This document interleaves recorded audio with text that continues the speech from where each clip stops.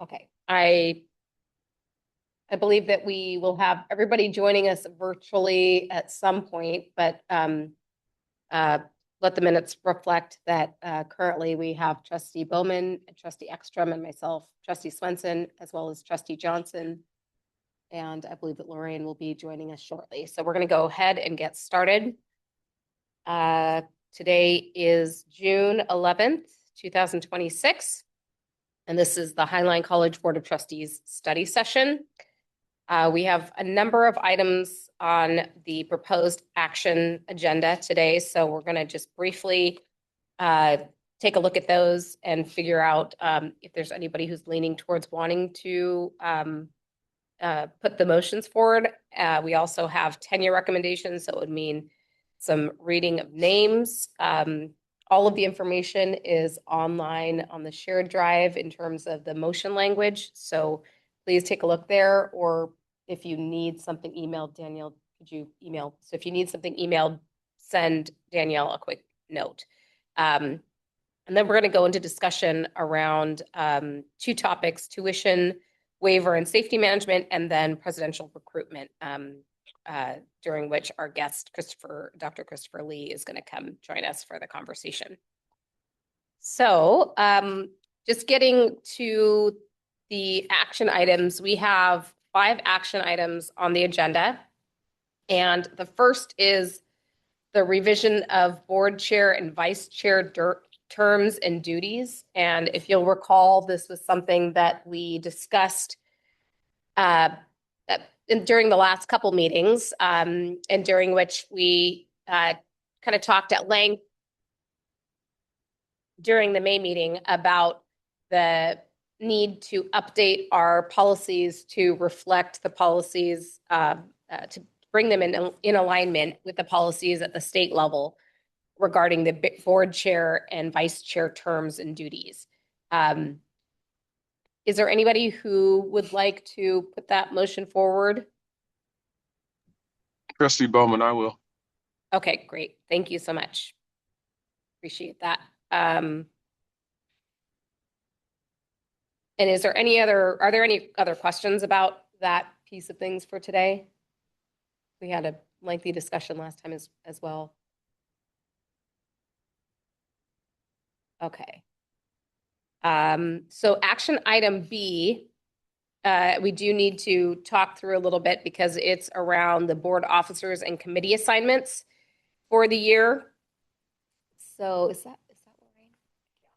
Okay. Welcome, Lorraine. We're just talking through the action items for the meeting today. So we really need to talk about assignments for all of the different board spots. And I'm trying to get on the drive right now to pull those up. Hold on just a second. Yeah, if you could, that'd be great.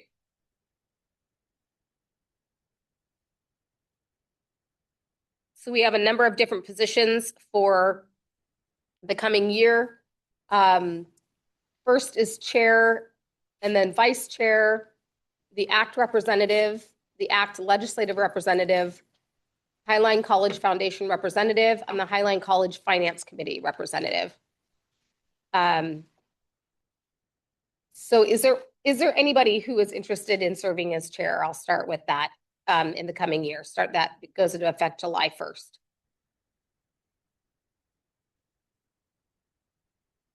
Okay, so I have said that I've indicated, I know that we have some changes in the board coming up, and I think that is disrupting the normal flow of who would be chair next, because of decisions around reappointments. And so really, because of that, and because we're in the middle of a presidential search, I think I've shared with you that I am willing to serve as chair, but I don't want to volunteer that, and if there's somebody else who wants to serve in the coming year. So I'm not seeing anybody jumping out, but raise your hand if that is something that you want to do. Okay. Otherwise, I will say that I will serve another year in the chair seat. I do think we should be returning to our regular rotation after that. And Lorraine, I guess I'll put you on the spot for just a second, because in the regular rotation, you would come up next. And this does happen this has happened, I think, for all of us because of the way that appointments are made, that, pretty shortly after joining the board, we do end up taking the vice chair spot and then the chair spot. So if you're open to it, we would love to ask you if you're willing to serve as vice chair. Because otherwise, I think, again, because of the reappointment decisions, it would have to rotate back to Jesse, and Jesse just served before my term. So is that something that you would be open to? Yes, absolutely. Okay, And good morning, fantastic. everyone. I'm sorry I was a few minutes late. I was getting connected here at work. No problem. Just in time to be volunteered, huh? Yes. Thank you for that. I know that we have a lot of confidence in you, and you certainly understand firsthand how these meetings are run, right? The process, given your day job as well. So we have a lot of confidence in you being able to step into the role of vice chair, and thank you for that. Thank you. And I guess I'll just ask, was there anybody else burning to be vice chair? I don't think so from prior conversations, but just checking. Okay, so we have 4 other spots, and would like to ask between the others on the board, who would like to fill in these positions and serve in these spots in the coming year?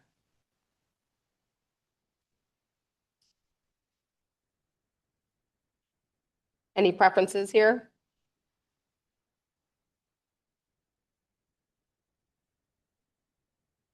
Okay. Is there an interest in continuing the positions that you have been in at this point? I think, Travis, you've been doing finance. Joe, you've been doing ACT.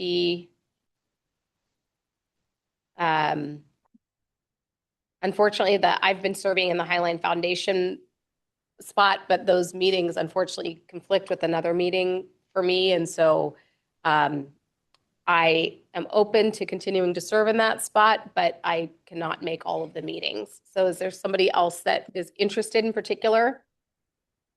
I'm interested. In What the are those meeting days and times? Maybe I can attend when you're not available to, or Josh, are you? They're generally the last Wednesday, or the fourth Wednesday of the month. 75% of the time they're virtual, and then 4 times a year we do a hybrid, virtual or in-person. I don't think his microphone is on. Sorry about that. The Highline College Foundation meetings are the 4th Wednesday of every month. 75% of the time they're virtual, and 4 meetings a year, 3 to 4 meetings a year are hybrid, where you can be virtual or in person from 8 to 9 or 8 to 9:30. that would work with my schedule. in the morning? Okay. Yes. So are you interested in being the main rep? Yes. Okay, great. Perfect. Jesse, are you able to do ACCT work? Yep, count me in for that. Okay, can we have you serve as both of Okay, those? so you're gonna take Yes, these. yes, Okay, you can have me, great. sir. Thank you. So he'll do both of those. I think that there's a lot that crossover there. Oh, sorry, Lorraine, did you have a question? Okay. And then Finance Committee, Joe or Travis, are either of you interested in serving on Finance Committee for the duration of your time? Like Dr. Yeah. escaped the torture from Travis. Go ahead, Trustee Bowman. I was just saying, why would we let Dr. Pham escape your torture? Yeah, no, I'm happy to continue doing it for the duration of my term. Okay. Thanks. Joe, would you like to serve on ACCT, either of those committees, and continue that at all for your time? Yes. Which one would you like? ACT. Okay, Jesse, we'll have you do ACT legislative, and then we'll have Joe serve as ACT rep, and then there may be a time where we ask you to step into that position if that's okay. Jesse. I think he'll be okay with it. To take silence as yes. Okay. Is there anybody that would like to offer this motion in particular?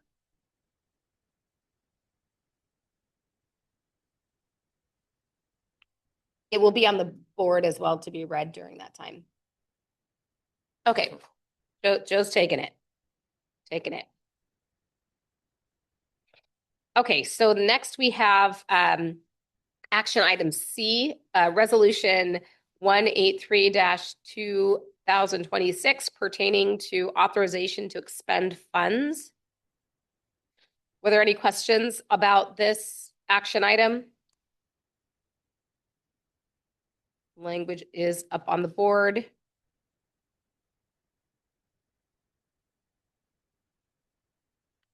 And it's really designating the authority to our interim president is the main focus there.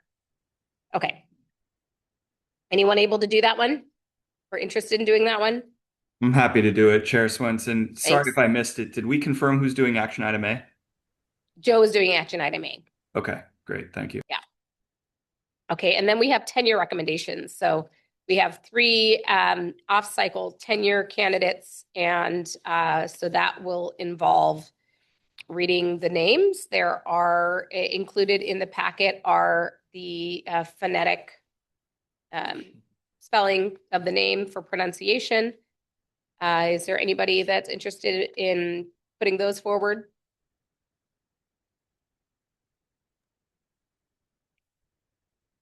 I'm always happy to navigate through these. This is a lot easier Okay. this cycle with only 3, so Great. happy to do it. Great. That's helpful. And we should be getting, I don't know how many people have signed up on public comment at this point. So we should be getting through these right at the top of the meeting. I know that Trustee Johnson and Trustee Sashary have to leave a little early today, but we should be getting through these for the vote right at the top of the meeting. And then the last item is action item E, which is the approval of the 2026-27 S&A budget. Is there anybody who? Okay, I would great, thank be you. happy to move that forward. Thank you so much. All right. Okay, so that does it for our action items. That seems like a busy set of action items for us, but thank you all for that. And now I'd like to move us into discussion. The first item on the agenda is employee tuition waiver and safety management fee. So I'll pass it over to Dr. Pham for that update.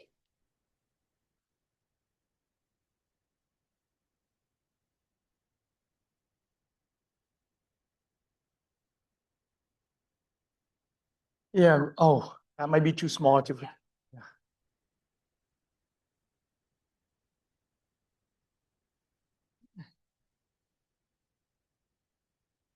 Yeah. Good morning, trustees, and good morning, everyone. So what we are projecting on screen right now is our Washington State community. This is our entire system, tuition and fee rate. Well, I shouldn't say fee rate comparison, but what you're seeing up there is basic. What I'm really trying to show is if you look at there's like our tuition fee or what we call operating fee will include the tuition portion of the of the rate, and then we have the building fee, and then we have the S&A fee, and those 3 items would make up what we call tuition for a typical community college student here in Washington. And within the confine of that, the state of Washington also allows for Washington State employees who are at least half-time or more to be able to sign up for a state-funded course or classes on a space available basis. And essentially that would allow for the institution to waive these 3 lines of fees that you are seeing right up on the screen right here. Obviously, or maybe it's not that obvious, but there are other fees that a typical student may have to incur, including technology, including we have a comprehensive safety management fee here at Highline College. where as any credited student would need it to pay, and then in return, the college provides basically a free parking permit, or if they are not parking or not driving, then they would be eligible for a subsidy of our ALCA pass. So that is where we are with this particular issue or particular topic that was brought up a couple meetings ago by an employee here who is an employee who, let me just backtrack just one step. So differently from our students, employees do have to pay for parking separately. There's no comprehensive safety management fee for employees. If an employee would like to drive and park on campus, and then they have to sign up to pay for parking. It is not a requirement, by the way. So employees may choose to not drive and not have to pay the parking fee. For this particular topic that we are talking about, the employee sign up for a credited course, and therefore, aside from those waivers from those lines of tuition and fees up there, the employee was charged the safety management fee, which in turn allows that employee to get a free parking. So I believe that is where the issue came in, is that the employee was asking why would he need another parking? But then I think that escalated beyond the topic. We also looked at some of it was Tim who did the research for most of this. We look at some of the other comprehensive fees in our system. Pierce, for example, does not waive any kind of comprehensive fees. Tacoma, similarly. Green River doesn't seem to have a similar fee, but they only waive the students the student service fee and matriculation fee on employee waiver. Only South Seattle does not waive their transportation fee, and also Renton does not do that. And also, this is not to kick the. I wanted to ask just a quick question because I'm trying to make sure I understand what the basis of it was. Did the question come when the employee was kind of moving in and out of taking classes themselves, and that's when the changes were occurring? Or Yeah, like first of all, what was the impetus, where they saw the change? yeah. So first of all, I want to give credit to one of my staff. I didn't do the research. Jill Hammett, my business analyst, did the research. She's an expert in the system. It came up when an employee was taking a class and used the employee waiver, and then noticed they were getting charged and questioned what they perceived as a duplication of their employee parking charges and student Got it. penalties. Yep. And I had Jill looking into this, because if we are to do a waiver like this, it is a request to the state board for a configuration change, which requires board approval for waivers, which is why we're talking about it here. Got it. Yep. So yeah, thank you, Tim, for it. So essentially speaking, aside from this particular waiver that is authorized by the state board, all of the other waivers are actually at the board's authority here, which we doesn't have, which we don't have at which public safety doesn't have at that time. However, we did allow for the employee to cancel his parking permit for that quarter, and then just pay the safety management fee, and in return getting a parking permit. I have to give the employee themselves a lot of credit here for actually digging a lot more into the request. And at one point, basically, the employee was really trying to argue that that such comprehensive fee is not a spatial fee, therefore should qualify under the state waiver again, but very specifically the language does not allow that, because not all of the colleges within our system has or have a safety management. Therefore, it is not part of that what the state law is authorizing. So again, it just this topic came up, and we just really wanted to make sure that we loop back so you have a full understanding of how that came about. As I mentioned, we did allow for the employee to cancel the parking permit for that particular quarter, and we had hoped that it would resolve the issue, but I think this is probably more.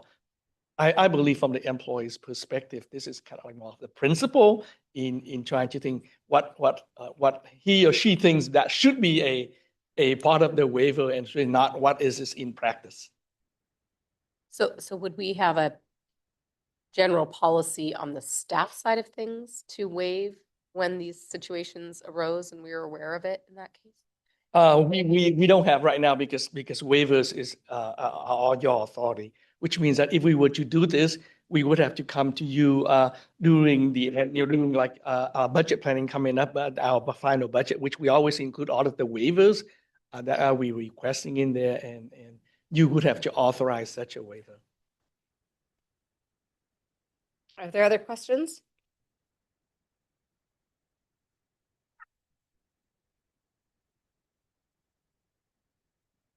Okay.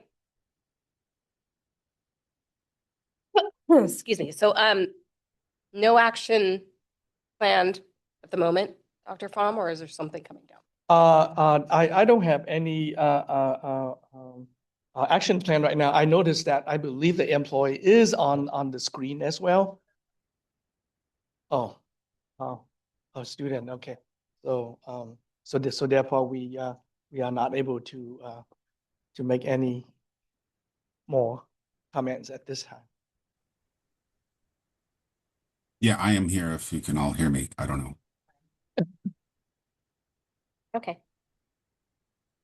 I All am right. the employee that made that request initially. Okay. Well, we appreciate the update on that, and we'll just ask to keep us, in the loop as continue to consider whether or not that's something we want to take a closer look at. Okay. I'm going to move us. There's no other questions at this time. I'm going to move us on to the presidential recruitment conversation and welcome our guest, Dr. Christopher Lee. Please come join us.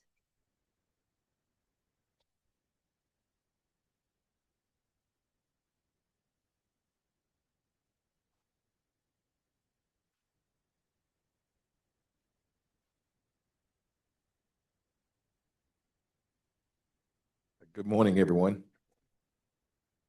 It's the chair's prerogative of how I proceed. We're just going to go over the agenda as we talked about. Yeah. Great. Okay, so my pleasure to be with you all. I think many of us will have some additional meetings to get to know one another and that sort of thing. So we'll just kind of jump right in. First, I want to introduce my colleagues who are on with me, Beth McCarthy and Mark Halligan. You can say hello, I guess. Good morning. Hi, everybody. Greetings from Virginia. Hello. Greetings from Philadelphia. Nice to be with you all. All right. So great. So we also have another team member who's not on with us as well. We've been working with a team of your folks in the past few weeks, kind of getting oriented. After this meeting this morning, we will be having a search committee meeting to get further kind of oriented to build a foundation for the search ahead. So lots to do, lots to accomplish, but I think we're off to a good start. You've seen the communications that have been shared with the campus. We're going to build a presidential website that'll have information, for the community as things kind of go along.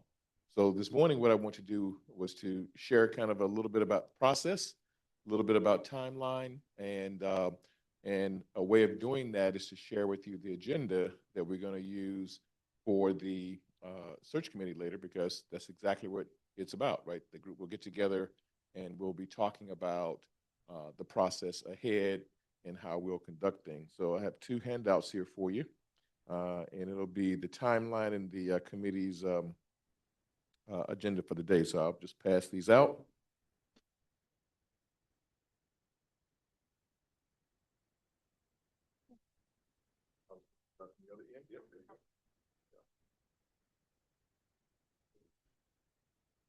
It's 2 pages, and there'll be a few extra ones. We're going to start with the second page there, proposed search timeline. Oh, you started the same end. Okay. So here we go. Yeah, we started this end. Thank you. All right. Okay, so as you see, we're here in June. Storbeck hosts listening sessions. We have maybe a dozen sessions scheduled. Not exactly sure. Obviously, we had a few yesterday with folks, and we have a few more today. Then on Monday, I think we have 8 scheduled for Monday. So, and then we'll have some individual meetings as necessary as well. Part of the process is getting to know the community, learning what the community desires in their next leader, looking at the challenges and opportunities before the college. And then all this information will be distilled down to allow us to develop a position profile, which will become one of our anchors for the process. We'll try to articulate as best as possible the college kind of context, its directions, its aspirations, and that sort of thing. And then we'll go and try to find capable leaders who could meet those challenges and opportunities. And so that's really the process of the listening sessions. Obviously, this morning, after my presentation, we'll ask you for your kind of opinions as well as a board, if you have any other thoughts to offer. In addition to the listening sessions, obviously, we have the website, not the website, but the survey, which I think as of the time I jumped on a plane sometime on Tuesday, 85 or so folks had responded. It was a very good response. Monday, we had listening session. The first listening session, I think we had about 50 people on that call, and then we also had members of your foundation board in a meeting on Monday. So we're getting good feedback, good information, in the appropriate volume. Next week, we hope to have a draft profile that we'll share with our coordinating committee. And soon after, we will be we're launching the process and jumping into the marketplace. We'll spend the summer, looking for candidates. We've already done some research to kind of get ourselves started. And then, the committee will have a series of meetings today, over the summer, late summer, as we're recruiting and screening and that sort of thing. And then early fall, we'll start the decision-making process. That decision-making process will be multi-tiered. That process essentially looks something like, obviously, Storbeck will recruit, screen, and evaluate candidates based upon the standard. We'll then offer to the committee folks who are worthy of your attention, time and attention. Committee will then select from those folks the people who want to talk to. We'll talk to some of those folks via video. And then we'll decide who we want to see in person. And then we'll come back to town and we'll have a group of folks that we'll meet in person, because there's no such, nothing better than, being in one's presence, right? There's no substitute for that. And then after that, we will select an even smaller group, and those folks will be introduced to the campus for a full vetting process from representatives from throughout the community. That should yield a great leader at the end of the process. So that's a quick overview and timeline of what we're working on. And I'll stop there to see if you have any questions or thoughts. So I'll open it up for any questions about kind of the process to this point. Just as a reminder, the search subcommittee, kind of as we call it, is made up of myself, Trustee Bowman, Dr. Jimenez, and Melanie, who's on the line. So the four of us have been meeting very regularly. We're becoming very good pals. We meet once a week at least, and through that process, went through a thorough vetting process for the consultants themselves. I think that I mentioned that last month. But now we've been getting heavy into the planning of it. And so we've laid out a pretty aggressive timeline, I think we would say. And we really appreciate the work of Chris and his team, as well as Dr. Jimenez and VP Lawson, because they have really quickly gotten up and deployed the conversations and the invitations on campus. So I just want to take a moment to give my gratitude to all of them for making that happen very quickly, because the way that it lined up, we really had to get information out the door and invitations to the listening sessions done before before people were gone for the summer, and with graduation and finals and everything else, that can be a very tight timeline, but we were able to do that, and much credit goes to those folks for getting that all aligned in order to inform the profile and get the process moving quickly. So thank you for that. And then I would just ask, are there questions about the process to this point? From anybody? We'll take questions from any, the staff or the board. Okay. You have to ask questions. Trustee Bowman is going to. Good. I don't actually have a question, but just in keeping full transparency, just a comment that particular team went through a extensive vetting process to land at DSG, and they're very successful and have a track record that I feel worthy of our process. So I just want you to know there was 12 or 13 others potentially that were available, but through the process they were selected. So I'll say that. Thank you. But we're here to answer your questions. So we want to make sure that as leaders, you have a full kind of context and understanding. We have a couple more items to cover, because I'm going to assume that the stakeholders, your big stakeholders, and your confidence in the process is really important. Others may ask you questions, and we'll talk about the guardrails on discussing the process in a moment. But still, for leaders, we just want to make sure that you're comfortable and you're confident in what we're up to, the timeline we're working on, and things of that sort. So please take the opportunity of asking questions of our team. Yes, ma'am. It may be helpful just to share that Executive Cabinet has our own session scheduled for 3 p.m. this afternoon. So half of us you probably won't hear from right now. Okay. Yeah. Yes, I'm sure it's a much more of a board opportunity now. But if I could just ask a clarification, because if I'm understanding the session we have this afternoon would be you actually asking us questions to help build out the profile versus a discussion about process. Or is it both? Correct, but we can cover both. Okay. So if you have any process questions, you can certainly ask them here, Josh. But yeah, might benefit as well. The session that you're having is the same that other stakeholders around. Right. That's why I was trying to ask that clarification, because Yeah. I think this is a good time to be able to ask process Yeah. questions, so that later you can get your full agenda going. Exactly. So I do have a couple process questions. All right. So the team that I work with manages our website. Yep. And I know that we were going to want to build out there's a presidential search page that we're going to want to get built out as soon as Yes. possible. They have the ability to create the framework for that, but they need to know who they're getting content from, or where they're in charge of the content, or where they're getting content from. So yes. So Melanie, if I haven't offered you already. Yeah, Maribel and I have been feeding the content so far. We've already got some stuff up there.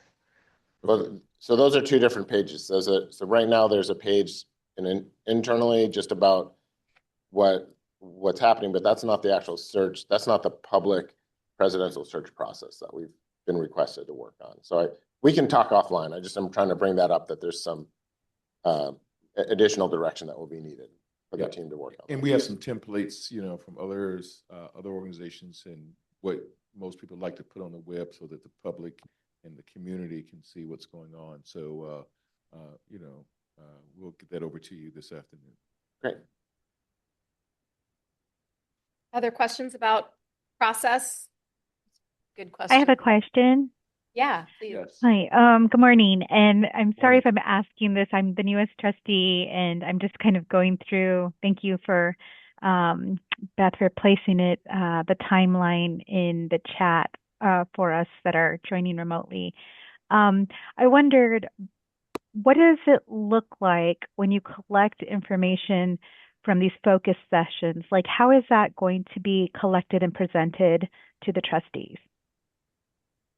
We had not anticipated presenting that to the trustees. We assumed that would be presented to our kind of coordinating group, a summary of that. And then, of course, that's distilled down into a profile. So prerogative of the chair if it's shared wider. So the themes taken from that, Lorraine, are what they will use to inform the profile, which will be certainly shared more broadly. Joe and I have been kind of deputized by the board to represent the board in that process. But if there are questions about themes, I'm happy to have conversations and share that information with trustees that are interested about the theme, around the themes that come out of those conversations. Yeah, so I'm happy to have any conversations that would be helpful for you to understand that. But we would expect that the things that do rise as qualities and priorities are going to be integrated into the job profile itself. Yeah, and I'll say this later as we talk about more things, but these processes, you're always balancing transparency and confidentiality. But I do want to say those themes, there should be no secret about those because those are the exact things that we want to address and use as recruiting information to paint a realistic and optimistic view of the opportunities and challenges.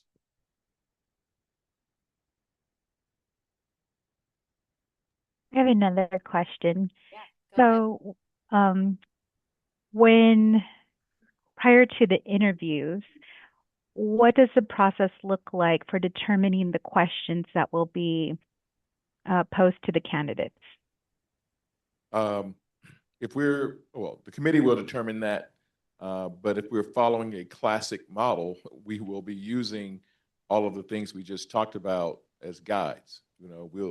We will from the listening sessions, the charge from our chair, and other information, be pretty linear in saying these are the top 3 to 5 priorities of the institution. Here's the culture, values, and ethos of the enterprise, and these are the kind of things we want to see in our leader. We're going to track those things, whether they're in the profile or not, and we're going to systematically use that to guide how we recruit, select, evaluate, candidates along the way. So the questions will be, not generic. They'll be hopefully tied to the things that your community thinks is important. And if you have suggestions, we'll take those as well. And there'll be multiple opportunities for board members to, have input into the process. So if you have something that you want to ensure is included, we will certainly incorporate that. Yeah, and I would say again, Joe and I serving as the reps to the committee process, we are happy to take information from any of you that you want to send to us as well to put forward in the conversation, Lorraine. I think that is important just to make sure that we're the kind of the open link to this whole process. So if you've got questions or comments or anything that comes up, you can feel free to reach out to Joe or I at any point to make sure that we're bringing that into the conversation. So that is what, that's part of our job as representing the board in the process, both on the subcommittee and the search committee. So I'm happy to take all of that feedback and make sure that we lift that up during the conversations. Great. And is that something that I would just email to you, Chair? Yeah, you can email it to me. Yep. Thank you. Madam, as well as if you desire, especially as a board member, be happy to meet with you individually as well. That's perfectly appropriate, and we're used to ensuring that our trustees are fully engaged and have all their issues and questions addressed. Yeah. Part of our interest today, though, is to be able to say to you all, and maybe Dr. Lee, I don't know if you have some prompt questions we're going to go through, but if there are things that you want, if there are qualities that you want to raise today and talk about, we wanted to allow for that conversation to happen. You can certainly, we certainly offer Chris and the team for individual conversations, but if there's anything that you do want to discuss in terms of the qualities or skills that would involve the profile that you want to, bring up today, this is absolutely a time that you are free to do it as well. Chair Swenson, could I ask one question on kind of process and capabilities of the firm?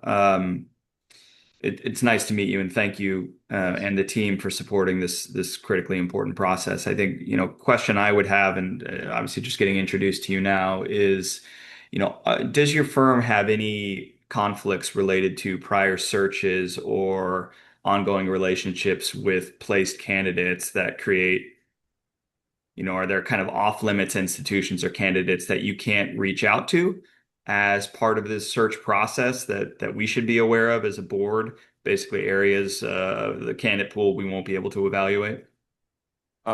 Every firm will have some of that, but I am not aware of any that will be pertinent for this search.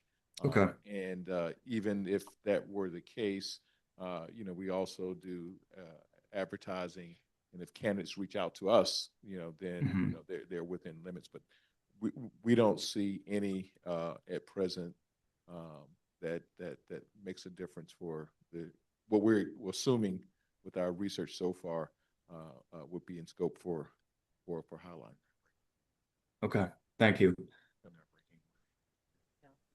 Travis, I would also just add that we will work with our search committee to assist with anybody that we're not allowed to contact. For instance, if they're nominated, we can't go after them if they're off limits to us, but you all can. So we will work closely with the committee on any issues like that arise. Yeah, that's helpful. I just, imagine, given the range of your work, that's a theoretical scenario we could encounter, right? We obviously want to get the best possible candidate, regardless of any conflicts that may exist. So understanding mechanically how that would work is helpful. Thank you. Great questions. Keep them coming. Go ahead, Lorraine. Yes, thank you. So actually, Trustee Bowman and I, we both attended the spring conference for the Washington State Association of College Trustees. And there was the president of the National Association of Community College Trustees. And something that I learned that, I took away from that with, because they had a session focused on presidential searches, is that traditionally, the kind of longevity of a president at a community college was in the 7 to 8 year range, and that they have noticed a trend that it's actually shrinking down to 3 to 4 years, just due to kind of unprecedented challenges and so forth. So, I say all of that because I'm, really kind of, interested in learning kind of like what kind of strategies as far as kind of like the most longevity, but also support for whoever is the new president. And something that someone in that meeting brought up that they offered to theirs was having access to an executive coach as a benefit of just somebody externally that they could, have as far as like a source of confidence and just kind of navigating any challenges and feedback. And so Trustee Bowman and I, we both looked at each other at the same time, and that came up. And so I just wanted to kind of throw that out there, that I think as a board, we're really interested in kind of as longevity and support whatever kind of structures in place for the new president.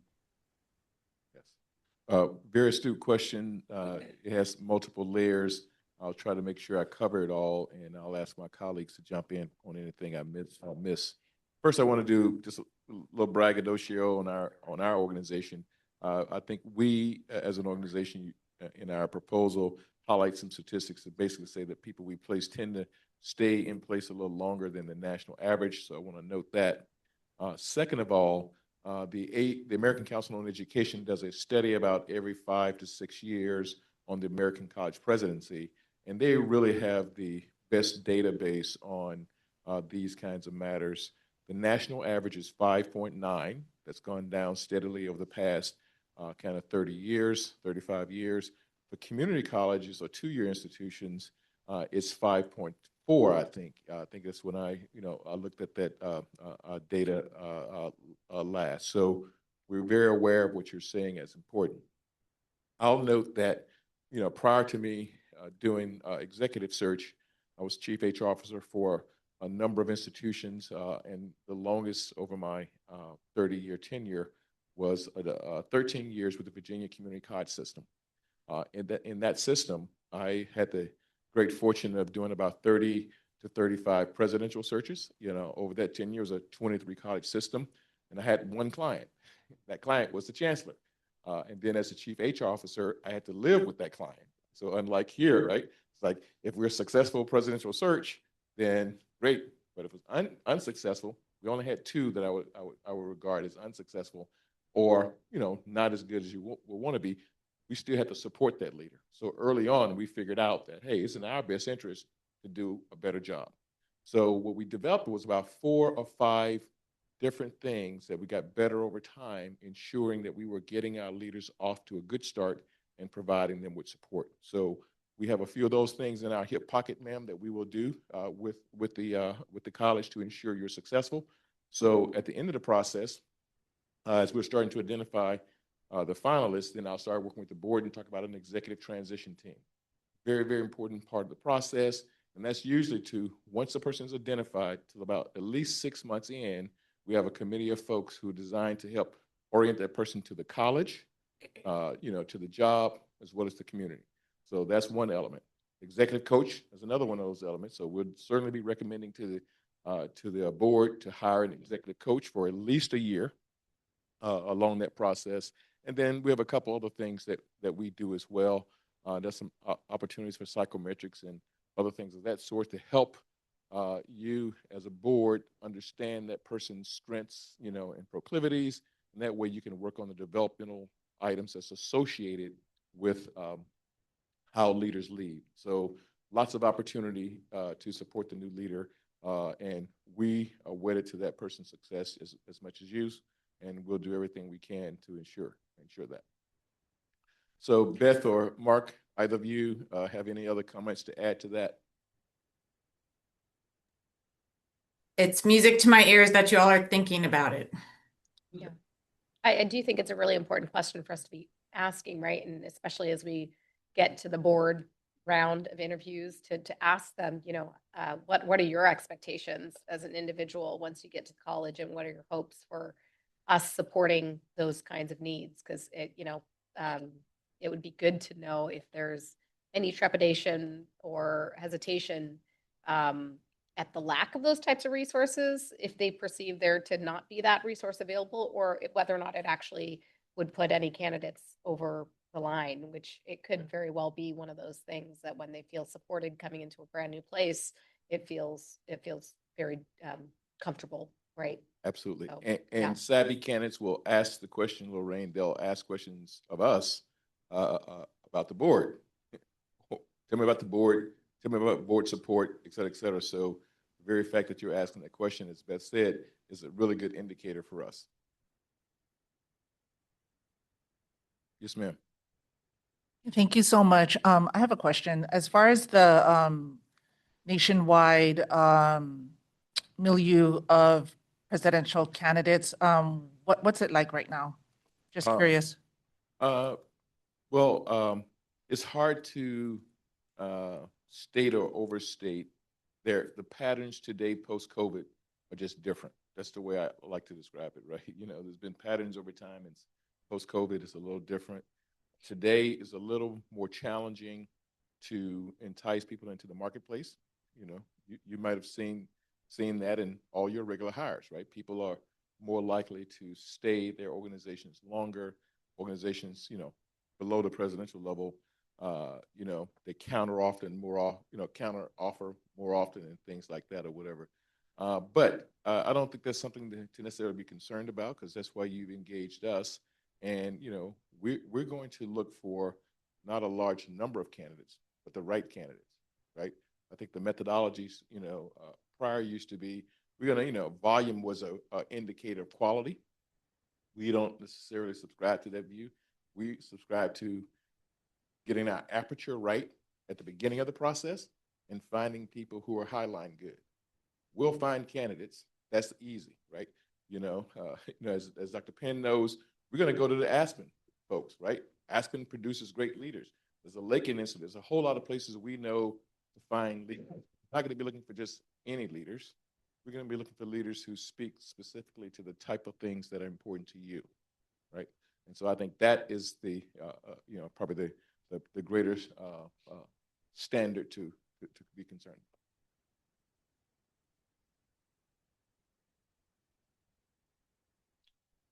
Great questions. So in the interest of time, I want to cover one important thing. On the search committee thing, it talks about confidentiality, but it's actually code of conduct and confidentiality kind of process. And that includes folks in this room. So our website will be our official repository for search information. And we ask that people refer questions to us, you know, the email address that's at the bottom of that agenda, or the board chair, you know, which is the search committee chair. We shouldn't have anyone, quote, speaking for the college or speaking for the process, because things kind of get out of hand. And I know as leaders, people might be asking you questions. And usually the best answer to those questions is everything's proceeding along, you know, accordingly and well, right? You know, anything else probably should be referred, because little things matter and big things matter. As an example, I'm going to assume you have colleagues throughout the state who might be candidates, or you know someone who knows someone. And if Danielle's having a conversation with our colleague at Peninsula College, you know, and she says, oh yeah, interviews, I think they're next week, right? Someone who's a friend of somebody who didn't get information from us that they might be a candidate, a semifinalist or get an interview, would know that they weren't selected. So things like that, you know, and I can give you many other examples, but I just wanted to say, as leaders, we want you to also help police the process. If you hear people saying things about the process that did not come from the website, that we refocus folks, right? This is the official repository of information. We will be communicating with the community often, putting information there, and you will help us to preserve the integrity of the process by ensuring everyone is singing from the same sheet of music. So I just want to make sure that that is important. And that, you know, we all kind of play by those kind of rules. I think it helps the integrity of the process. And just to note, we actually are okay on time. Our general session doesn't start till a little bit later today, so Okay. we don't have to rush through things. But I would just note again, if there are questions that trustees get, you can be reaching out to Joe and I. Everything is done by committee, quite frankly. I mean, you know, we have a really great support team here, and so even things like the notifications around the listening sessions, right? That comes out from the Board of Trustees and me as the chair of the search. But that is, all of those communications are really being coordinated and vetted by the whole subcommittee. So it is very much a collaborative process, and we're checking in with folks before we're putting out any public message. It's not even just, you know, me as the chair of the search, right? It's very much a collaboration on messaging that's sent out. So we're trying to be very thoughtful and intentional about that. Yes, and similar to that notion of knowing people, we assume that you all may know some people who might be great candidates. Someone who's a colleague, former colleague, someone you saw present at a conference, a scholar who has, great, writing and publications and presentations. So our job is to follow up on those. So all you have to do is simply send an email to us at that email address and say, Hector Gonzalez or Paul Smith or whomever someone that you ran into and, may have known in your career. And then we will chase those folks up and try to have a conversation with them and to, again, entice them to consider this opportunity. So your nominations are important. So nominations of people, places, as well as organizations. We have a great network, but we don't have a network of every individual on the planet. So it may be an association or an affinity group, right? It could be an affinity group of Native American, administrators in the Pacific Northwest. We may not know about that organization, but you might. So, if you introduce us to that organization, we'll try to plug into that network to find candidates. So that's a part of the process. And in this room, more than any, that really matters. So we're hopeful that you'll take us to heart on the idea of nominating great candidates. Beth, Mark, other than getting the feedback from this group, what else should we be covering here? I just put the search email in the chat. So that's a great place to email questions and nominations or suggested organizations, and we will follow up on that. Thanks, Dr. Lee, Beth, and Mark for that. One other question.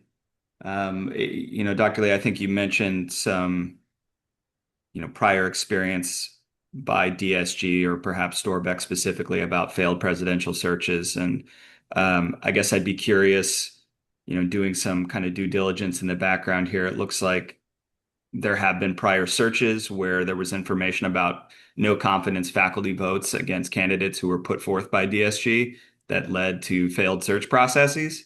I would just be curious kind of what you've learned from those experiences and how that might help guide the search that you would be performing for Highline College. Again, we want this to be as effective and expedient as possible. Certainly don't want to find ourselves in a similar situation. Yeah, I think I know the case that you're speaking of, and it happened prior to my time with DSG. That was a rare thing, and in a public meeting, I wouldn't want to speak to that one. That has a whole lot of backstory that would be worthy of conversation. If you would like to talk about that, kind of offline. And I would just add too, we have a pretty systematic way of starting to check into those things along the way. And a vote of no confidence is an opinion. And we have a lot of different opinions between administrators and faculty these days. So I think we can't hold that. We certainly bring it to the attention and investigate, but and obviously in an instance or two that does surface real stuff. That's an issue. But we will dig in deeply. So, that's part of it, is to uncover those things. Those aren't secrets that we won't find out along the way, that we'll dig in on. Right. So that was part A, of the answer of that particular thing. But part B is our vetting process, and it's pretty substantial. We'll work with the executive committee to talk about the layers and the different types of kind of follow through and vetting processes that are available today. There are multitudinal things that can be done. We have a negative press and social media service that we use. We can do checking people's intellectual, output, their dissertations and publications and things of that sort. So the opportunities to be thorough are more as the internet age kind of evolves. So we'll definitely be thorough, multi-dimensional and multi-tiered vetting process, and more scrutiny as the process goes along.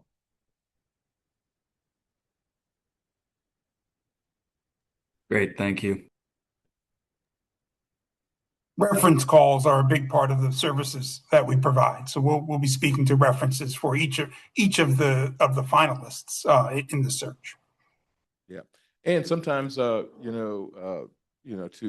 get to your issue, Travis, sometimes to increase confidence, we often will have members of the search committee. So, for example, if you really want to say, for example, you have a great candidate members of the search committee, particularly board members, sometimes will say, hey, I want to talk to that chancellor. I mean, DSG can certainly, do that reference check, but I would like to be involved in that process. So we have that option as well. But the point is that multidimensional, multi-tiered, more scrutiny as the process goes along.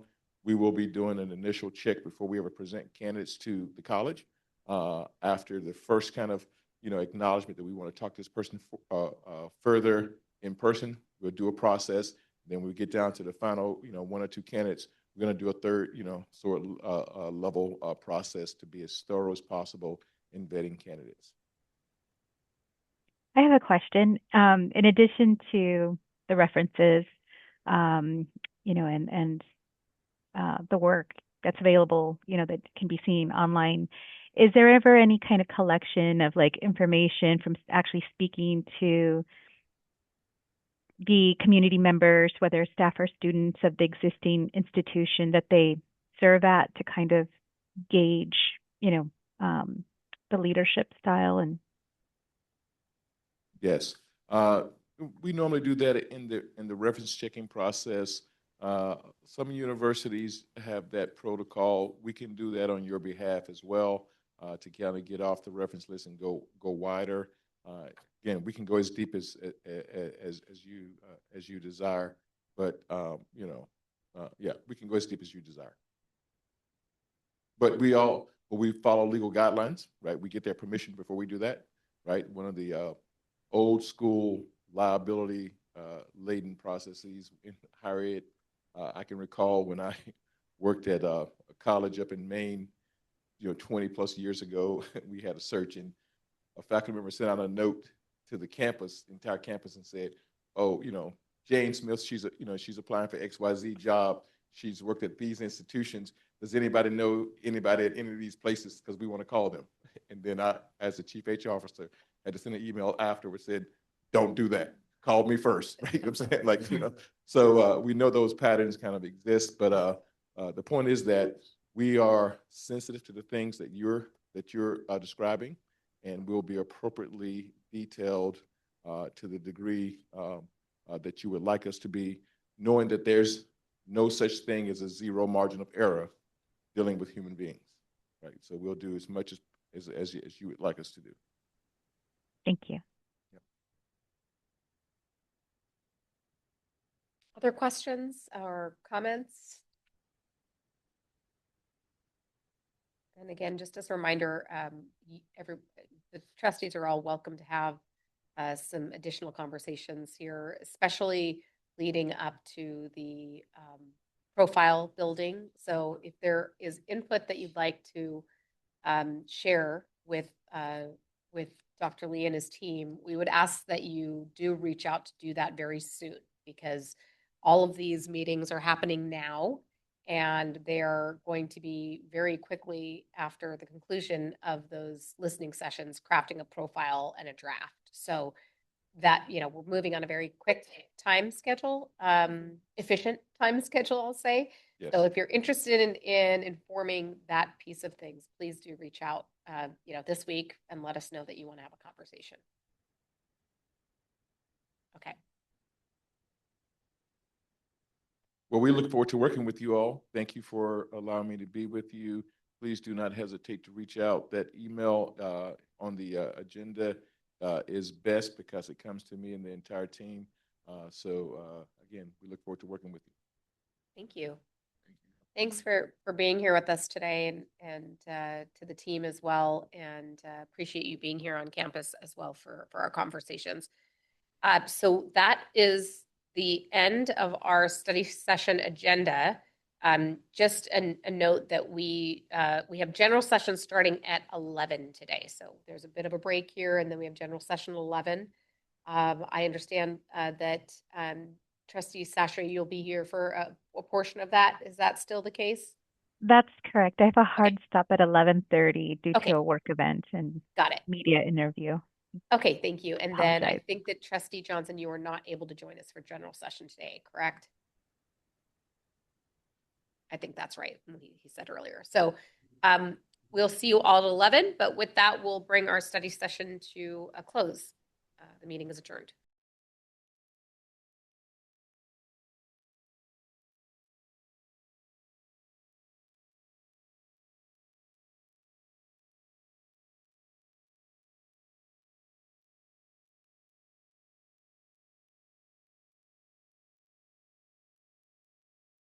I think we'll just give it one more minute to let our trustees join. I think we're expecting Trustee Sashri to join us here shortly.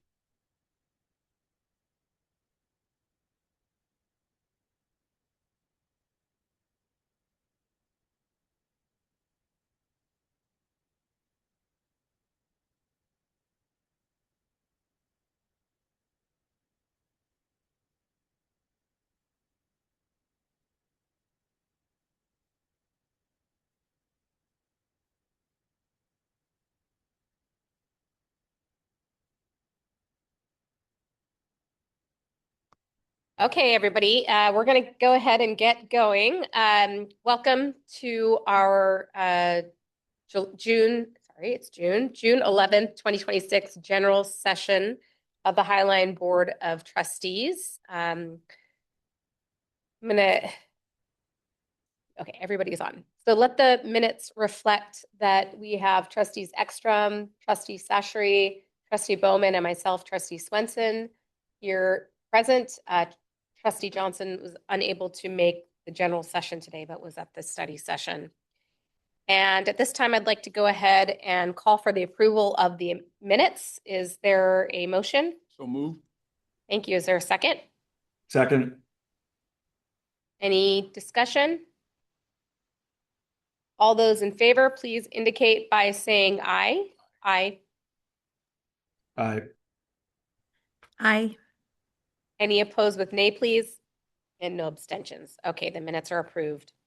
We also would like to approve the minutes of the regularly scheduled meeting. Oh, I'm sorry, I didn't say that at the top. That was for the regularly scheduled meeting of May 21st, 2026. And now we're going to open the floor for our public comment. I believe that we do have one person signed up. Yes, thank you, Chair Swenson.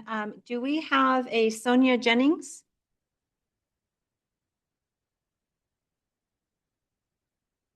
Okay, moving forward. Okay. We will then go ahead and get into recommended actions for our meeting. We have 5 action items. And I'm going to start with action item A, the revision of board chair and vice chair terms and duties.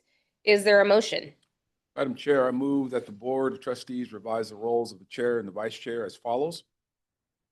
To aligning with the updated draft terms of service and current board practices. Revised role of chair. Bullet 12 to read as, subject to board approval, the chair or the chair's designee shall serve as the board's primary representative in leading negotiations related to the president's contract, review and renewal process in collaboration with the full board. Add new role of chair, bullet 14 to read as, the chair, in partnership with the vice chair, shall support the onboarding of newly appointed trustees and may serve as a mentor to new trustees for up to 6 months. Revised role of vice chair, bullet 2 to read. The vice chair appointment shall serve a term of 1 year commencing in July of each year. Vice chair may be reelected up to 3 successive, do that 10 times fast, 1-year terms and will rotate consecutively through each sitting board member.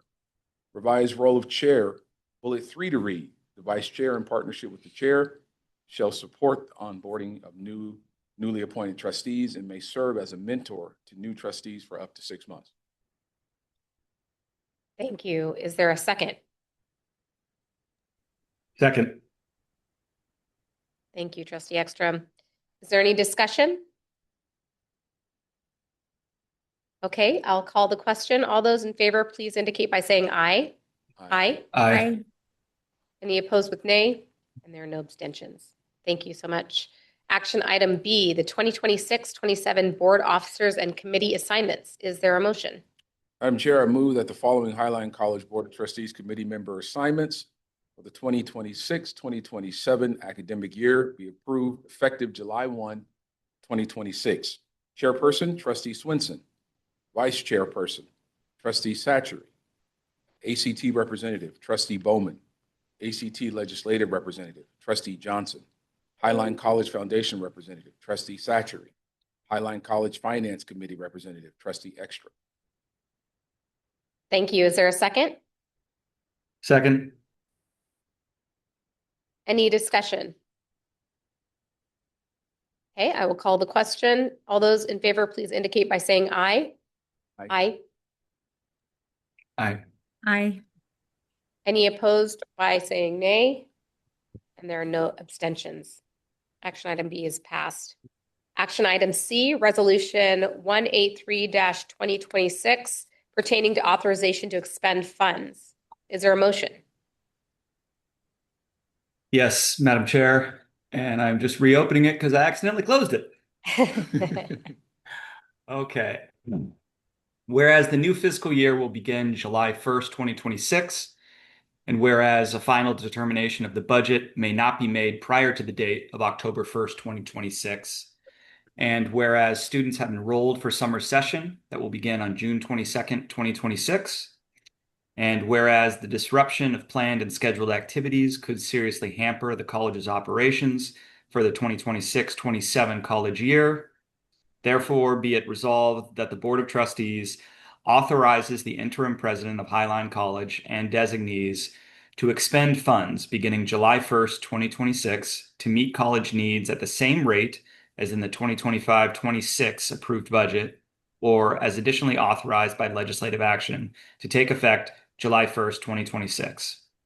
This authorization expires October 1st, 2026, or upon the date the board passes the motion to adopt the final budget for FY 26-27 if the board's action on the budget precedes October 1st, 2026. Thank you. Is there a second? Second. Any discussion? Okay, I'll call the question. All those in favor, please indicate by saying aye. Aye. Aye.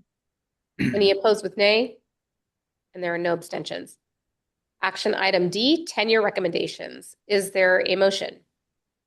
Yes, Madam Chair. Having given due consideration to the recommendations of the Tenure Review Committee, the interim Vice President of Academic Affairs, and the recommendation of the interim president, I move that continuation of probation be granted to the following first-year probationers: Janine Hatfield, that continuation of probation be granted to the following second-year probationer, Katie Baker, and that tenure be granted to the following third-year probationer, Jacob Sealander. Thank you. Is there a second? Second. I second. Any discussion? I'll call the question. All those in favor, please indicate by saying aye. Aye. Aye. Aye. Any opposed with nay? And there are no abstentions. Congratulations.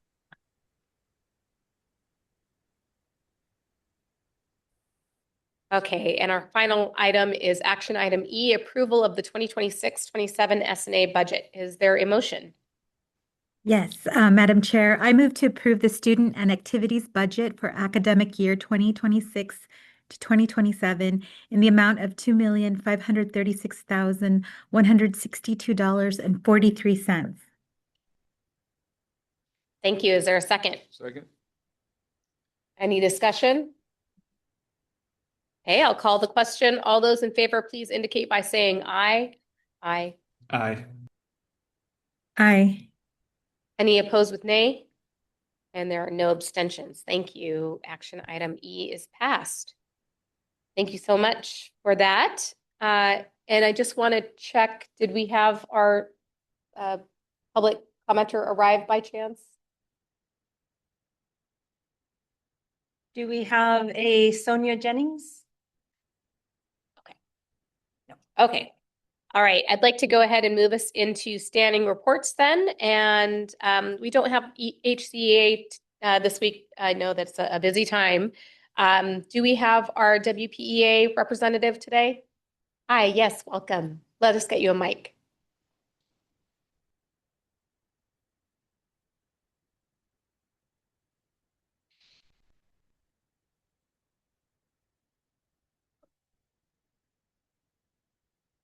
Good morning. My name is Sheena Pennell, and I'm a Faculty Administrative Assistant 3 and steward for the WPEA.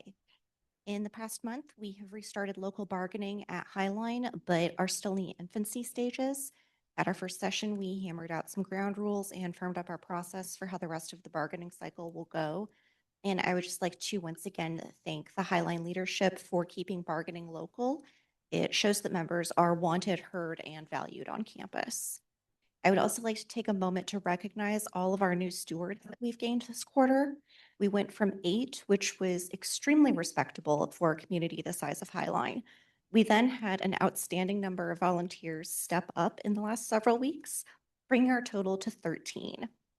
That gives us one of the best steward member ratios in the region and a record number for Highline. The new stewards, including myself, are Gumlai Ross, Cynthia Velez Regalado, Ramute, I'm very sorry, Ramute, Barkuaskate, and Alex Lawrence. Thank you so much for stepping up, and thank you to our veteran stewards for being visible, active, and doing so much to represent all of our members. Thank you. Thank you, Sheena. Appreciate the update. I believe that we do not have somebody from Faculty Senate today. Again, a busy time. The Associated Students of Highline College, is Jasmine or a representative here? I think due to finals, no report. Yeah, okay, no problem. Then we'll go ahead and move to Highline College Foundation. Sharon, please join us.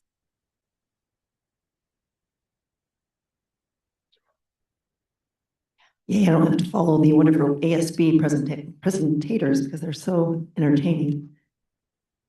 Scholarship applications from a record number of students this year have all been through review now, and Tanisha Williams is working really hard to follow up and get those awards handled and answer questions that the students might still have. So it's an exciting time for everyone. Meanwhile, last week, the foundation hosted an event celebrating scholars and graduates who have been selected through the Jeanette Rankin Foundation, the WISH program, along with collaboration from King County Housing Authority, not to be confused with King County Regional Housing Authority. This program is specifically designed for those 35 and older pursuing their first associate's or bachelor's degree. We heard from leaders focused on preventing homelessness, and our student population is having a challenge with homelessness more than we even know, and they have been so helpful. And of course, we heard from students who shared inspiring, impacting stories of their educational journey. It was a very moving afternoon. And last night, we watched 24 students cross the stage at the nursing pinning ceremony here in the Student Union building, where the extreme hard work of our nursing staff and faculty was most evident. The extra mile efforts of the leaders of our nursing program here at Highline College is amazing, it's unique, and it can be seen as you watch these newly pinned nurses, their interactions with their instructors, including a lot of bittersweet hugs and tears. The scholarships formed by families of nursing students and staff and faculty were also beautifully highlighted in a video presentation. We have ongoing plans and collaborations with partners where we're continuing to grow funding to support our nursing students, specifically as they face that last big hurdle of preparing for and passing the often prohibitively expensive NCLEX exam. And last Monday, I'll end with this one because this is like one of my favorite events. We watched some 34 students give presentations in front of a standing room only room at the annual Capstone Achieve celebration, led by wonderful Julie Pollard, with support of many other hands. Well-deserved applause. Other staff and faculty were all there participating and leading the effort, emceeing and interacting with the students, kind of giving them that positive nudge they needed to face their fears of speaking in public. It was some of the greatest moments of speaking with parents that shared with me their personal stories, that as they've brought their student in, they felt kind of hopeless. And this was the first time this unique Achieve program, the first time through this unique Achieve program, they watched their child flourish beyond what they said was beyond belief. We also are grateful for Foundry 10 funds, which have supported mentorship programs for students, and we heard success stories of students already attempting and landing employment. So thank you so much for Achieve and all the hard work you do. Proud of you. And that's the end of my report. Thank you so much. We appreciate that.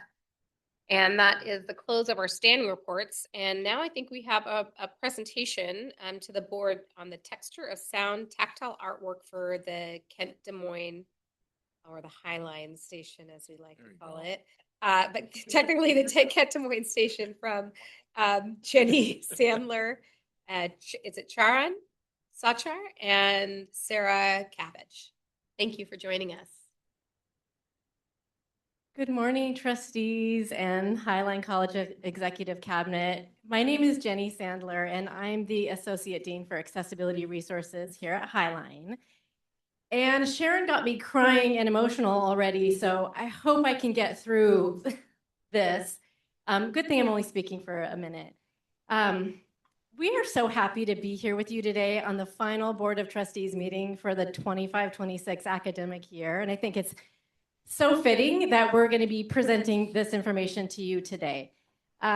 Between January 2025 and through currently, I have had the pleasure and privilege of working with such an amazing group of students that we have here today, talented local artists and Sound Transit, in the development of a tactile Please Touch art exhibit, permanent art exhibit for our Kent Des Moines light rail station.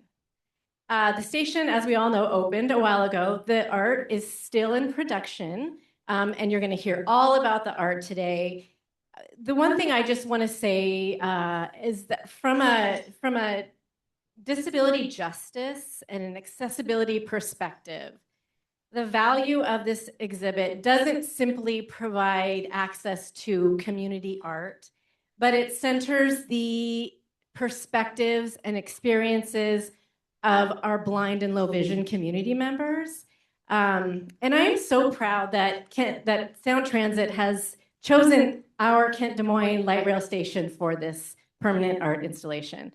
So without further ado, I'm going to introduce Ashley Long. She is a senior project manager from Sound Transit to get us started. Thank you. So as you just mentioned, my name is Ashley Long. I'm a senior project manager with the Sound Transit Art Program, and I'm going to try to speak briefly and allow Sarah and Sharon to do most of the talking today. But I wanted to talk a little bit about how this project came to be. I have been working on the artwork associated with all of the stations in the Federal Way Link extension. The Kent Des Moines Station, Star Lake Station, and Federal Way Link Federal Way Downtown Station are the three stations that were part of that extension. The art program is often, or we are, a very small part of the work that Sound Transit does, bringing transit to this region. But at the end of the project, we are often the most visible and the most direct connection to community. I have been working from the planning phase of this project to develop different artworks that could be integrated into these facilities, along with also temporary art programs. And a few years ago, Sound Transit has a community accessibility group that we work with that advise us on just accessibility needs for the transit facilities themselves. And during one of those presentations, one of the architects on the project talked a little bit about the public art that was going to be included in these stations. And one of the community members pointed out very specifically that there were no art projects for the blind or low vision community included in the Federal Way Link extension.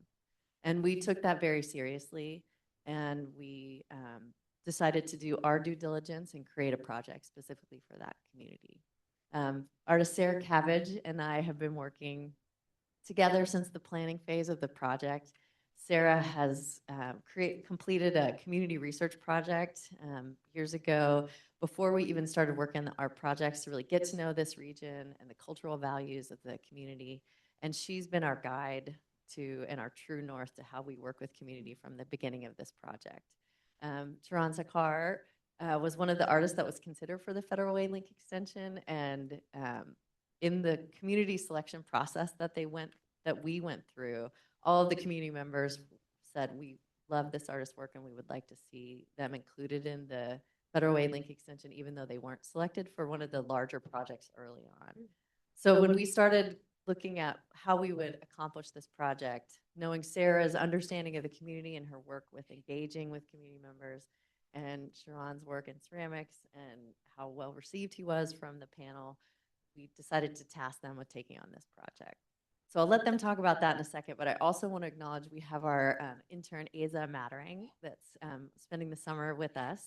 And Aza is being tasked with helping us capture some of the information and the narratives around our project. And we wanted her to work on this project in particular because what we found in our research is there are not a lot of visual art, or excuse me, art projects that are specifically designed for the blind and low vision community. And knowing the importance of everything, all the information that Sharon and Sarah have gathered from working with the Highline College group, we really want to capture that information and allow us to do more accessible projects in the future. So Aza's here to help with that, and she would like to talk with the students that have been contributing to these projects. So please connect with Aza today. And with that, I'll hand it over to Sarah and Sharon to talk about the development of the project.